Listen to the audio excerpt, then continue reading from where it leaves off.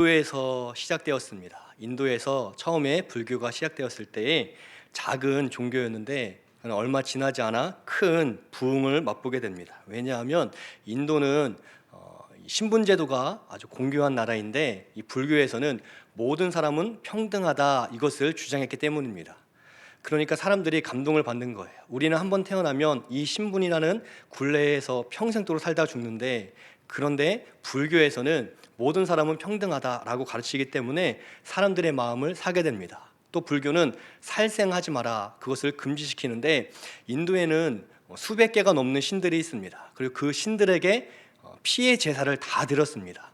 그러니까 옛날부터 인도는 동물을 잡아서 또 피를 다 빼고 또 그것을 다 태워서 신에게 바쳤는데, 이렇게 해서는 안 된다. 우리는 이 불교에서는 이 한 명 하나하나의 생명을 귀하게 여겨야 된다. 그러면서 불교에서 살생을 금지시키는 설법을 하니까 사람들이 이거야말로 정말 우리에게 필요한 종교다 라면서 인도에서 불교가 부흥하게 됩니다. 그리고 나아가 이제 세계 3대 종교로까지 이르게 되었죠. 그런데 현재 불교는 인도에서 몇 명의 사람들이 믿냐면 불과 0.7%밖에 믿지 않습니다. 원래는 0.4%였는데 최근에 정치인들이 다시 불교를 이렇게 자랑하면서 또 광고하면서 0.7%까지 올라왔습니다. 그리고 80%가 힌두교를 믿고 있고 나머지 한 20% 가까이가 이슬람을 믿고 있습니다. 그러니까 불교가 완전히 거의 사라지다시피 한 나라가 인도입니다. 인도에서 시작되었고 인도에서 큰 부흥을 맛보았는데, 그런데 불교가 정작 동아시아 쪽으로는 많이 퍼지고 이젠 유럽과 미국까지도 퍼졌지만 인도에서는 다 사그라졌다는 거죠. 그러니까 전문가들이 왜 인도에서 이렇게 부흥한 종교가 사라졌을까 조사하기 시작했습니다. 대부분은 종교가 한번 생기고 부흥하면 아무리 약해져도 10% 20% 이상 남습니다. 왜냐하면 그것을 습관을 따라 믿는 사람들이 있기 때문에. 그런데 불교가 인도에서는 0%대에 그렇게 근접한 것은 이거는 세계에서 유일한 일이다. 이것은 연구할 가치가 있다라면서 많은 종교학자들이 이제 그 이유를 찾기 위해서 연구를 했는데, 생각보다 아주 쉬웠습니다. 왜냐하면 불교가 많은 사람들에게 인기를 얻고 또 대중들이 불교를 통해서 심취하기 시작하니까 인도에 있는 왕족들, 귀족들이 불교에 이제 경제적 후원을 하기 시작했다는 거죠. 인기를 위해서. 인기를 얻고자 사람들에게 좋은 말씀 전하는 불교 우리가 지원하겠다라면서 많은 재정을 후원해 줬습니다. 그러자 그 넉넉한 후원으로 말미암아 불교가 이제는 더는 설법을 그러니까 그들이 갖고 있는 그런 어떤 원리들을 사람들에게 말해주지 않아도 되는 거죠. 왜냐하면 사람들은 알아서 찾아오고 또 경제적으로도 나라에서 귀족들이 우리를 후원하고 있기 때문에 이 불교에 있는 이제 그 스님들이 더는 사람들에게 전도하지도 않고 또 불교의 설법을 하지도 않게 됩니다. 그래도 충분한 재력이 있었기 때문입니다. 또한 그러면서 대중들이 쓰는 언어가 아니라 고대 인도어, 산스크리트어라고 하는 고대 인도어를 통해서 우리가 얼마나 고상한 사람들인지를 이제 증거하기 시작합니다. 우리로 친다면 조선시대에 썼던 중국말 한자를 가지고 대화를 하기 시작한 거예요. 왜냐하면 우리는 당신들과 좀 다르다, 우리는 더 고상하다, 그렇게 승려들이 마음을 먹고 이제 고대 인도어를 가지고 일반 사람들을 알아듣지 못하는 말로 이제 설법을 하기 시작했기 때문입니다. 그리고 돈은 계속적으로 지원을 받으니까 지금으로 친다면 연구소 같은 걸 만들어서 이제 여러 가지 형이상학적인 연구를 해서 결과물을 내놓기 시작합니다. 그러니까 스님들이 학자가 되는 거죠.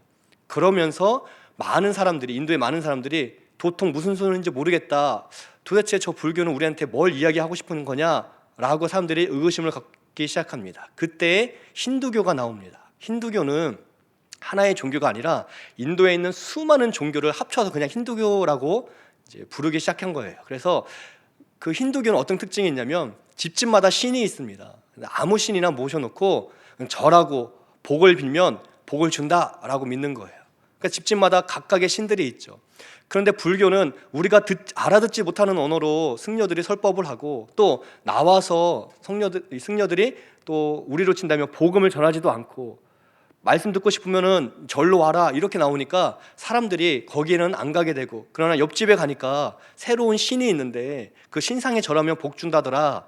또 그 신상은 눈에 보이는데 우리말로, 우리가 쓰는 언어로 우리한테 좋은 이야기 해준다더라 라면서 사람들이 힌두교로 마음을 빼앗기기 시작합니다. 그러자 불교가 어떤 정책을 벌였냐면 이러다 다 뺏기는 거 아닌가?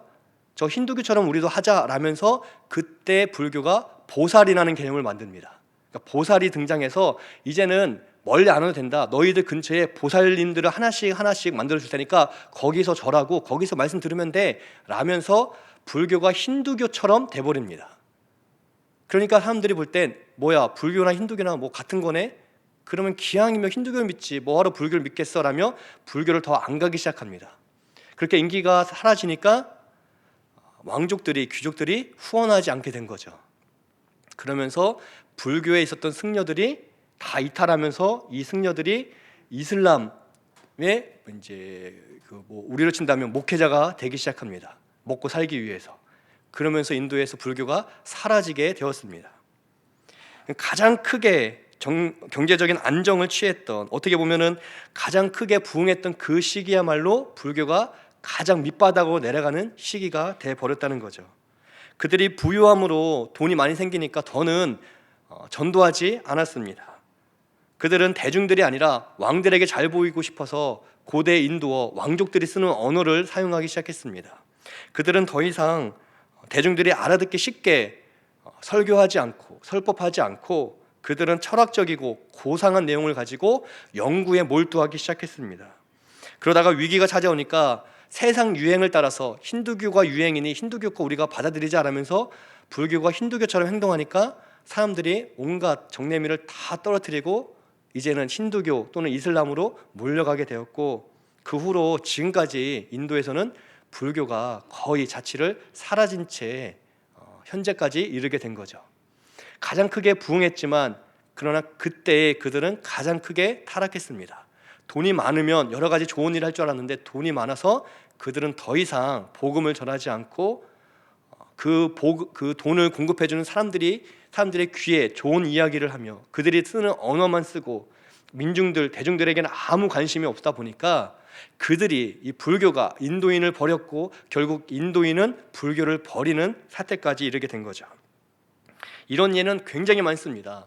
중세시대 카톨릭이 아주 빛났던 때가 있었습니다. 카톨릭이 가장 크게 부흥 성장할 때가 있었습니다. 그런데 바로 그 중세시대의 카톨릭은 종교 개혁을 당할 수밖에 없었습니다. 그때에도 온갖 재물이 이 카톨릭으로 다 모여들었습니다. 교황은 자신만만했죠. 100억의 헌금이 있으면 100억짜리 성당을 짓자 이래야 되는데, 야 100억이 있으니까 200억 300억 짓자. 왜? 다음에 또 100억 200억 더 생길 테니까. 그러면서 굉장히 많은 돈을 가지고 화려한, 누가 봐도 크고 놀라운 성당 등을 짓기 시작합니다. 그러다가 파산이 되니까 면죄부를 팔기 시작합니다. 이렇게 면죄부를 통해서라도 우리가 돈을 벌어 빚을 갚아야겠다. 그리고 교황청은 그 당시 군주들과 결탁해서 서로 권력을 나눠 가지기 시작하고, 또 성경을 라틴어 성경만 읽으면서 당시 유럽 사람들이 이해하지 못하는 라틴어로 자기들만 쓰는 언어로 자기들만 하나님 말씀을 공유하기 시작합니다. 그러면서 종교 개혁이 시작된 거죠. 그래서 가장 빛냈던 카톨릭 시대에 카톨릭은 쇠퇴하게 되고, 또 거기에서 종교 개혁이 일어나 개신교가 나오게 됩니다. 그러니까 가장 크게 부흥했던 불교가 그때부터 내리막길을 걸었고, 가장 크게 성장했던 카톨릭이 그때부터 내리막길을 걷게 되었습니다. 이 이야기를 왜 드리냐면 오늘 성경에 나와 있는 이 성전 이야기 때문에 그렇습니다. 오늘 예수님께서 예루살렘 성을 거느리실 때 제자들이 물어봅니다. 선생님, 이 돌들이 어떠하며 이 건물들이 어떠합니까? 이 큰 건물 좀 보십시오. 이 찬란한 하나님께 예배드리는 이 아름다운 성전을 보십시오 라고 이야기할 때 예수님께서 2절에 이 큰 건물들을 네가 보고 있느냐? 지금 네가 이 큰 건물을 보면 감탄하고 있느냐? 그러나 돌 하나도 돌 위에 남지 않고 다 무너질 것이다 말씀하셨습니다. 처음에 솔로몬이 첫 번째 성전을 지을 때는 규모가 크지 않았습니다. 30m, 10m, 그리고 높이 13m, 대략 우리 예배당 한 가운데에 자르면 요 반 정도 되는 크기의 성전이었습니다. 어떻게 보면 아담하죠. 평수가 70평밖에 되지 않는 성전이었습니다. 그런데 예수님 당시의 성전은 얼마나 크냐면, 여러분이 놀라지 않을 것 같아서 4만 평의 성전을 지었습니다. 4만 평이면 축구장 14개입니다. 예. 여러분 마스크를 써도 입을 이렇게 벌려 놀라는 게 느껴지네요. 예. 큰 감동이 됩니다. 당시 헤롯 대왕, 이 헤롯 대왕은 예수님이 태어났을 때 있었던 그 왕을, 성경에는 헤롯 왕이 많잖아요. 근데 좀 구별하려고 헤롯 대왕이라고 하는데, 이 헤롯 대왕이 사실은 왕족이 아닙니다. 그러니까 이스라엘의 정통 왕이 될 수가 없었어요. 그런데 로마의 신임을 받아서 이스라엘 왕이 되었습니다. 그러니까 이스라엘 사람이 볼 때는 저거 가짜 왕 아니냐 이런 이야기가 있었겠죠. 그러다 보니까 헤롯 왕이 이스라엘에게 잘 보이기 위해서 어떤 걸 제안했냐면, 우리가 성전을 짓겠다. 내가 왕으로서 너희들이 예배드리는, 우리가 예배드리는 이 성전 정말 하나님 받으실 만한 성전으로 짓겠다라면서 굉장히 큰 토목공사를 시작합니다. 당시에 방금 말씀드린 것처럼 4만 평이고요. 당시 예루살렘 크기의 6분의 1, 예루살렘 구 도심의 6분의 1이 이 성전이었습니다. 길이가 500m, 300m였습니다. 500m, 300m의 큰 성벽을 만들고, 특별히 그 가운데에는, 성전에는 지성소 같은 이제 역할을 하는 곳이 있는데, 지성소는 얼마나 컸냐면 그 한가운데에 15층짜리 지성소를 지었어요. 높이가 30m였습니다. 이 지성소만 242평입니다. 그러니까 지성소가 15층인데요. 지금 우리로 친다면 아파트 10층짜리, 당시에는 15층이지만 지금을 친다면 그 성전, 높은 성전 한가운데에 지금으로 10층짜리 아파트가 하나가 우뚝 서 있는 거예요. 그리고 다 대리석으로 만들었습니다. 이스라엘 속담에, 그 랍비들이 만든 속담인데, 화려한 성전을 보지 못하는 자는 아름다운 건물을 본 적이 없는 사람이다. 그러니까 세상에서 무엇이 가장 아름다우냐 할 때 이스라엘에서 저 성전이다 라고 속담이 있을 만큼 아주 크게 놀랍게 이 성전을 지었습니다. 그래서 많은 사람들이 그걸 보면서 감탄했죠. 그러면서 헤롯을 인정하기 시작합니다. 야, 헤롯이야말로 하나님이 쓰시는 사람이다. 이 놀라운 성전, 이 화려한 성전. 여러분, 이때는 로마의 식민 지배를 받을 때잖아요. 하나님이 우리를 버린 것처럼 보일 때인데, 그러나 하나님 바로 여기 계시는구나, 이 큰 성전에 계시는구나. 우리가 이스라엘 사진을 보면 통곡의 벽이라고 찾아볼 수가 있습니다. 그 통곡의 벽이 18m 정도 되는 큰 벽인데요, 그게 이 이스라엘 예루살렘 성전의 벽이 아니라 예루살렘 성전이 있는 초석입니다. 18m짜리 큰 바위를 쌓아놓고 그 위에 이제 또 4만 평의 성전을 따로 만들고, 그 한가운데 10층짜리 건물을 또 만든 거예요. 그게 다 무너지고 초석인 벽 하나만 남았는데, 그게 이제 이스라엘 성지순례 가면 볼 수 있는 통곡의 벽입니다. 그 통곡의 벽은 사실 아무것도 아니에요. 기초석입니다. 그런데 그 기초석이 18m라면 이 성전이 얼마나 컸겠습니까? 이스라엘 백성들이 온 마음을 다 빼앗긴 거죠. 하나님이 여기 계시는구나, 하나님이 우리를 버린 게 아니다, 이 화려함을 통해서 우리가 하나님의 백성인 게 드러나는 거다. 감히 로마가, 감히 세상 어느 누가 우리를 무시할 수 있겠냐 라면서 이들은 성전 중심의 신앙생활을 하게 된 거죠. 헤롯은 그것을 이제 차츰차츰 그 빚을 갚기 위해서 굉장히 많은 세금을 걷기 시작합니다. 그리고 이스라엘 성전에는 들어갈 때마다 세금을 받았습니다. 헌금이 아니라 성전세가 따로 있었습니다. 들어갈 때마다 성전세를 내야지만 들어갈 만큼 돈이 많이 필요했죠. 그런데 바로 그때가 가장 이스라엘의 이 성전이 타락했던, 이스라엘의 신앙이 타락했던 때라는 거예요. 그들의 화려한 성전을 보면서 안심하고, 이런 이 성전이 있는 한 하나님 우리를 버리지 않는다, 이 성전 중심으로 신앙생활하면 된다, 이 성전에서 우리가 하나님께 제사 드리면 다 끝난다, 이걸로 충분하다 하는 순간 그들은 완전히 하나님으로부터 타락한 백성이 될 수밖에 없었습니다. 예수님의 제자들도, 예수님 이 성전 좀 보십시오, 심판 맨날 말씀하시는데, 그러나 이 아름다운 성전, 이 화려한 성전, 이게 하나님 것 아닙니까? 하나님을 위해서 우리가 이렇게 헌신하고 지은 것 아닙니까? 우리 민족이 이 성전을 통해 위로받고 있는 것 아닙니까? 라고 말했을 때 예수님께서, 너희도 이 큰 건물을 보고 있느냐? 성전이라고 하지 않습니다. 이 큰 건물을 보고 있느냐? 다 무너질 것이다, 돌 위에 돌 하나도 남지 않고 완전히 무너질 것이다, 이야기를 하셨습니다. 그리고 70년, AD 70년에 결국 로마와의 전쟁을 통해 다 사라져 버리게 되었습니다. 지금은 이스라엘의 이 성전이 있던 장소에 이슬람 황금 사원이 섰습니다. 이 하나님을 예배드리고 찬란한 빛났던 성전은 사라져 버린 거죠. 본질을 잃어버렸을 때 이렇게 된다는 거예요. 그 제자들이 묻습니다. 이렇게 무너진다면 그런 일들이 언제 일어나는 겁니까? 그때 예수님께서 말세에 그런 일들이 일어난다 가르쳐주고 계십니다. 여러분, 불교 때도 말세고요, 중세 카톨릭 때도 말세고, 이 성전 때에도 이제 곧 말세를 향해 갑니다. 말세는 언제냐면 예수님이 초림하시고 또 승천하셨죠. 그리고 승천하신 후부터 예수님 다시 오신 날까지가 말세입니다. 바로 모든 우리는 말세의 시대를 지금 살고 있는데, 말세에 이런 징조가 있다.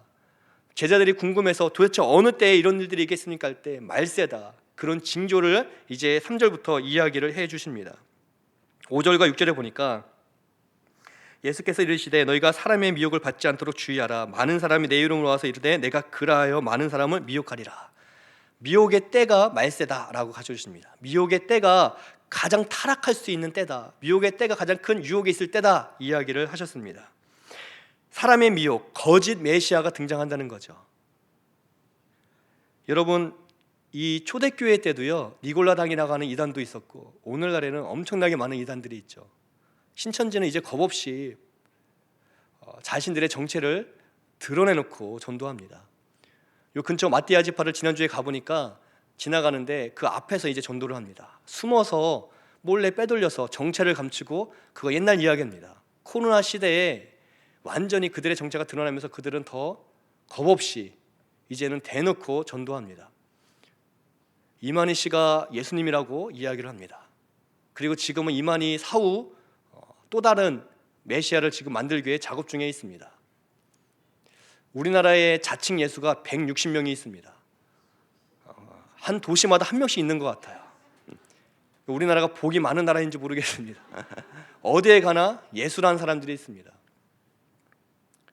7절 8절에는 또 말세의 이야기를 하면서 난리와 난리, 소문, 그리고 민족이 또 싸우는, 대적하는, 그리고 지진, 기근, 이런 재난의 시작의 때가 말세다 이야기합니다.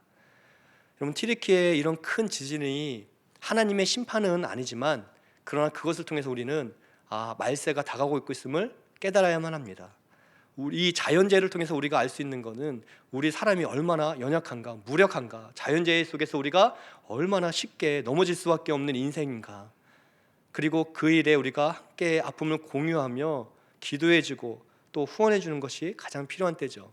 중요한 건 이런 말세에는 이렇게 전쟁이 또 자연재해가 계속 찾아온다는 거예요. 지금 그 어느 때보다 전쟁의 위기가, 또 곳곳에서 전쟁이, 또 기근과 지진과 재난이 많을 때입니다. 그것들을 보면서 나와 상관없는 일이다 하는 게 아니라, 이제 정말 예수님 오실 때가 다가오는구나, 우리가 이 종말을 준비하는 지혜가 있어야 됨을 지금 예수님이 가르쳐 주시는 거죠. 또 9절에 보니까 너희는 스스로 조심하라. 사람들이 너희를 공회에 넘겨주고 매질하고 또 권력자들과 임금들 앞에서 너희가 잡혀서 설 수밖에 없다 이야기를 합니다. 핍박이 있다는 거죠. 육체적인 핍박이 있고 영적인 핍박이 있습니다. 넷플릭스라고 하는 이제 곳에서 조금 있으면 3월 3일 날 방영하는 다큐멘터리가 있습니다. 우리 성도님들은 보통 KBS, MBC 보시는데 20, 30대는 잘 안 봅니다. KBS, MBC, 넷플릭스를 많이 봅니다. 이 넷플릭스에서 3월 3일에 개봉을 하는데 제목이 나는 신이다입니다. 이 내용은 어떤 내용이냐면, 한국에 있는 자칭 메시아들, 이 이단들에 대해서, 이 이단들이 얼마나 큰 폐해를 갖고 있는지, 그 속에서 얼마나 많은 사람들이 죽어가고 또 망해갔는지를 파악하는 프로그램입니다. 정명석, 이재록 이런 사람들이 나오고요, 그 외에도 이름을 알 수 없는 여자 예수님도 나오고 계속 자료들을 등장시킵니다. 언뜻 볼 때에는 이거 잘된 거 아닌가, 이단들이 누군지 보이는 것 아닌가 하지만, 사실 여러분 20, 30대는 또 교회를 다니지 않는 사람들은 그것을 절대 이단으로 보지 않습니다. 저 교회 다니는 놈들 저렇구나라고 생각할 수밖에 없습니다. 그걸 어떻게 알 수 있냐면, 여러분, 우리 한국에 불교, 한국에 들어와 있는 정통 불교가 몇 개의 종파로 되는지 아십니까? 공식적으로 27개의 종파가 있습니다. 불교의 이단과 사이비가 얼마나 많은지 아십니까? 이단과 사이비가 수십 개가 넘습니다. 우리 기독교랑 똑같습니다. 근데 여러분, 우리가 그거 구별할 수 있습니까? 불교에서는 저거 우리 불교 아닙니다, 쟤네 이단입니다, 사입입니다 하지만 뉴스에 나오면 저거 불교 저놈들 저럴 줄 알았어, 우리가 불교 전체라고 생각하지 27개의 종파 또 수십 개의 이단 사입이라고 생각하지 않습니다. 이 넷플릭스 나는 신이다가 방영되면 20, 30대는 더 교회에 대해서 마음을 닫을 수밖에 없습니다. 왜? 그것은 교회 이야기지 이단의 이야기일까? 아니기 때문에 그렇습니다. 그 사람들에겐. 그러니까 우리가 오늘날 이런 영적인 위협, 영적인 위기 가운데 있음을 기억해야 합니다. 왜냐하면 코로나 기간에 교회가 참 많은 좋은 일들을 많이 했습니다. 그렇지만 세상은 교회가 코로나를 전파한 그 어떤 본산지처럼 이야기를 합니다. 코로나 기간에 성도들이 많이 세상으로부터 손가락질을 받았습니다. 교회가 많은 피해를 입었음에도 불구하고 오히려 교회는 사람들로 인해서 사람들에게 꽉 막힌 사람들, 자기들만 아는 사람들로 손가락질, 비난을 당할 수밖에 없었습니다. 왜냐하면 대중매체는 절대로 진리의 편이 아니기 때문에 그렇습니다. 그러니까 우리는 이런 영적인 핍박 속에 살아가고 있다는 거죠. 이럴 때 사람들은, 특별히 우리 기독교인들은 이럴 때 오늘 말씀을 본다면 바로 그럴 때 우리가 화려한 것을 쫓아간다는 거예요. 기도와 말씀에 전념하는 게 아니라 엉뚱한 것에 몰두하는 신앙생활을 할 수 있다는 거죠. 나 혼자만 잘 사는 축복신앙, 그것이 맞다고 생각하는 것, 또 자기 성을 쌓는, 마치 이스라엘 백성이 높은 성을 쌓으면서 성전을 만들면서 하나님을 위한 것이라고 말했던 것처럼 나만의 성을 쌓는 거예요. 나만의 성을 쌓는다는 것은 어떤 의미냐면 내 생각대로, 내 고집대로 신앙생활을 하는 거죠. 내 주관에 맞지 않으면 얼마든지 교회도 옮겨가는, 이 교회 왔더니 나랑 맞는 줄 알았더니 안 맞네? 그럼 다른 교회로 옮겨가고, 다른 교회 갔더니 이건 문제네 하고 또 옮겨가는, 이렇게 내 입맛에 맞는 교회를 찾아 헤매는 시대가 될 수 있다는 거죠. 또 교회가 갈수록 비신자, 전도 대상자에게 관심이 없는, 전도하지 않아도 그냥 우리끼리 그럭저럭 행복하게 잘 사니까 하는 시대로 갈 수가 있다는 거예요. 화려한 성전을 만들면 알아서 오는 거고 뭐 안 와도 그만이고, 왜? 우리는 이런 부유함이 있으니까, 우리 나름대로 열심히 부흥했고 성장했으니까 더는 죽어가는 영혼들에게 뭐 안 온다는데 굳이 불편해하는데, 너희가 우리한테 손가락질 한다면 우리도 너희한테 손가락질 할게, 이렇게 나아갈 수가 있다는 거죠. 징조와 말세가 그렇다는 겁니다. 그때 오늘 예수님이 제자들은 어느 때에 그런 일이 있겠습니까 할 때 이런 징조, 이런 말세의 때다라고 하시면서 끝난 게 아니라 그때에 너희가 할 일이 있는데 그 할 일을 너희가 해야 된다라고 오늘 가르쳐 주시는 거예요. 사람들의 관심, 제자들의 관심은 어느 때에 이렇게 다 무너지는 심판의 때가 오겠습니까 할 때 그때는 곧 온다라고 하시면서 그 때에 대해서만 가르쳐 주는 게 아니라 그때 너희가 할 일을 해야 한다라고 말씀해 주고 있다는 거죠. 10절에 보니까 바로 그때 복음이 먼저 만국에 전파되어야 할 것이다. 바로 그 심판 전에 복음이 전파되어야 된다. 그때 그런 때가 오는구나 라고 아는 걸로 그치지 말고 심판의 때가 오기 때문에 복음을 전해야 된다라고 가르쳐주고 있습니다. 여러분, 복음을 말하기 어려운 시대죠. 복음을 전하기 쉽지 않은 시대입니다. 근데 여러분, 복음을 전하는 건 다른 방법이 없습니다. 분명히 하나님께서는 전도에 미련한 것으로 복음을 전하라고 하셨어요. 전도밖에 없다는 겁니다. 제가 아까 말씀드린 것처럼 불교가 돈이 많아지면서 이상한 연구소를 만들어서 이상한 이론들, 이상학적인 거 만듭니다. 기독교도 그렇습니다. 오늘날 왜 전도가 안 되는지 연구하는 단체 굉장히 많이 있습니다. 왜 성도들이 더 이상 복음을 전하지 않는가? 도대체 뭐가 문제인가? 소위 말하는 MZ세대들은 왜 마음을 닫고 교회 나오지 않는가? 분석하고 그 원인을 찾는 연구소가 굉장히 많이 있습니다.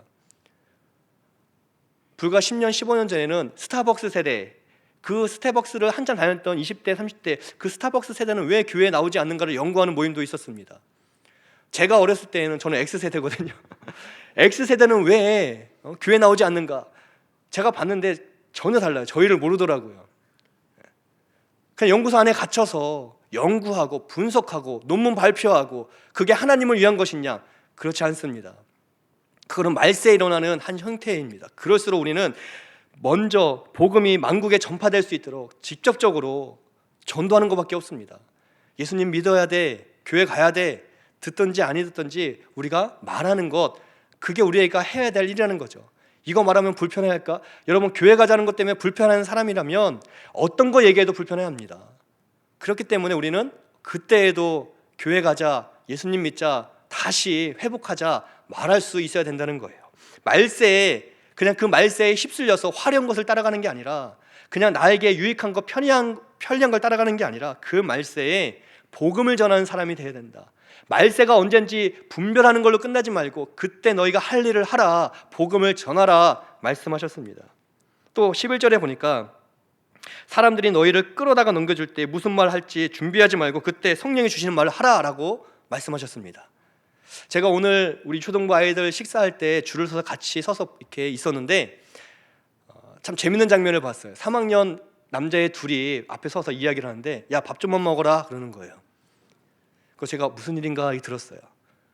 그러니까 한 친구가, 싫어, 나 많이 먹을 건데. 야, 좀만 먹어. 왜?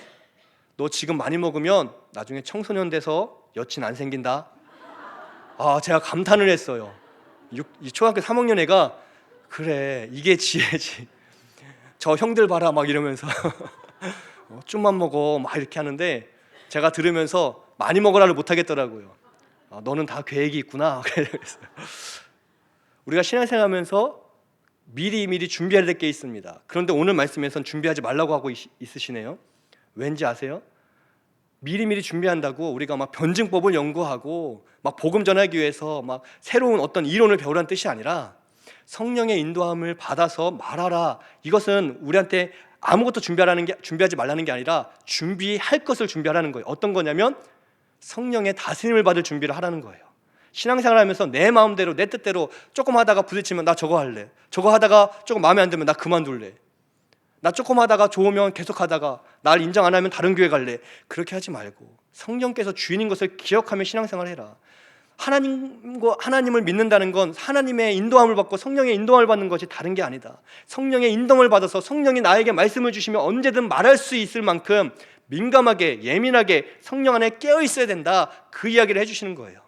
여러분, 우리가 신앙생활하면서 내 마음대로 내 뜻대로 할 수 있는 게 아닙니다. 하나님 뜻대로 할 때 참된 신앙생활을 하는 것이고, 말세에 특별히 우리가 보기에 좋은 대로, 우리가 보기에 옳은 대로 신앙생활하는 게 아니라 하나님 보시기에 좋은 대로, 하나님 보시기에 옳은 대로 신앙생활하기 위해서 성령 안에 깨어 있어야 되고, 성령이 하시는 말씀을 할 수 있어야 된다는 거예요. 성령이 내 입술의 말을 붙들고 있는데 우리가 미움과 시기와 다툼과 질투의 말을 할 수 있겠습니까? 누군가를 비난하고 정죄하는 말을 할 수 있겠습니까?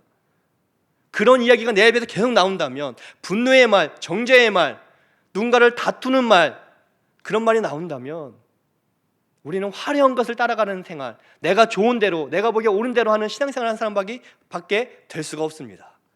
그래서 오늘 예수님이 말씀하시는 거예요. 그러지 말고 성령이 너의 입술을 주관하게 해라.